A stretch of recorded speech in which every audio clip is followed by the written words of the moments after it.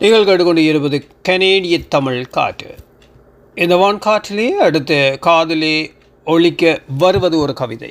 இந்த கவிதையை தீட்டியவர் தாயத்திலிருந்து எங்கள் அன்பு அறிவிப்பாளர் ஆர்ஜி பாப்புலர் தயாளினி சிவநாதன் அவருக்கு நன்றிகளை சொல்லிக்கொண்டு கவிக்குள் செல்லுகின்றேன். கவிதை பூவெல்லாம் உன் வாசம். பூவெல்லாம் உன் வாசம், புது வசந்தம் என் வாசம். பூவெல்லாம் உன் நோசை, பரவசமே தரும் மோசை.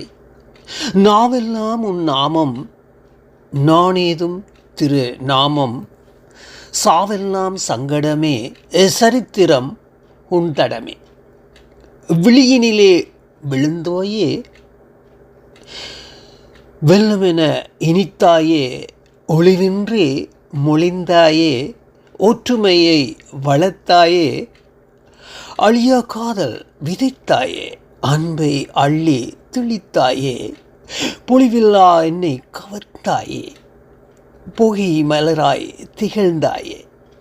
தென்றல் காற்றானேன், தேடி உனை நாடினேன், ஒன்றியே நிலையானேன், ஒளிந்திடும் சேதியானேன்.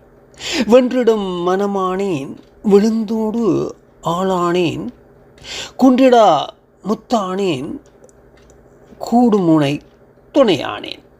புன்னகையில் மகிழ்ந்தேனே, புத்துணர்வால் திளைத்தேனே, எண்ணல்கள் மறந்தேனே, என் சொல்லால் உறைந்தேனே, பொன்னென மிளிந்தேனே, பொழுதினை கழித்தேனே, என்னையே தந்தேன், எண்ணத்தால் உயர்ந்தேனே.